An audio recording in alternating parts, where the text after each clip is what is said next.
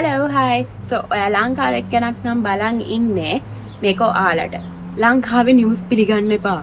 ලංකාවේ නිවුස් වල 99%ක්ම බොරු කියන්නේ. හරිද? දැන් මම දැක්කා හිරු නිවුස් වල දාලා තියෙනවා බර්ජර් වලට දැවැන්ත ප්‍රහාරයක් කියලා. දැවැන්ත නැහැ.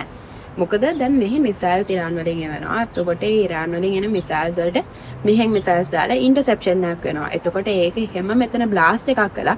ඒක වැටෙනවා ඩෙබ්‍රිස් කියලා ඩෙබ්රිස් හරි මම දන්නේ නැහැ ප්‍රොනවුන්සියේෂන්. කුමාරි එහෙම එකක් වැටෙනවා. so ඒ වැටෙන්නේ ඉතුරු කැලි ටික. so ඒ ඉතුරු කැලි ටික වැටුනහම වෙන ඩැමේජ් එක තමයි ඔය බර්ජර් ඇරබ් එකට ඩුබයි හිල්ස් වල ඔය එක තැන්වල මෙහෙ ඔය ෆයර් දැන් එයාපෝට් එකේ වුණත් වෙලා තියෙන්නේ ඒක.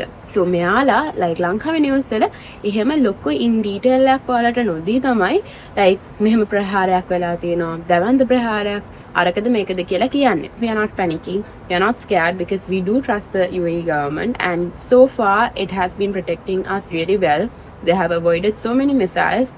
Something we will be posting. I will be posting because I've been posting from yesterday, from the time that it started. And so far, I just have to tell you guys, there's nothing to be scared, and we are being protected. And please, news වලට කියන්නේ news දානවා නම් හරියට දාන්න. මිනිස්සු බය කරන්නේ නැතුව ලංකාවේ ඉන්න. මොකද අපේ අම්මලා වුණත් තාත්තලා වුණත් දැක්කහම එයාලා ඒවට බය හිතනවා. ඒගොල්ලෝ like ඊට පස්සේ ඒක විශ්වාස කරලා ඒක ලොකු ඩැමේජ් එකක් කියලා හිතලා එයාලා දුක් වෙනවා, පැනික් වෙනවා, ස්කෑඩ් වෙනවා.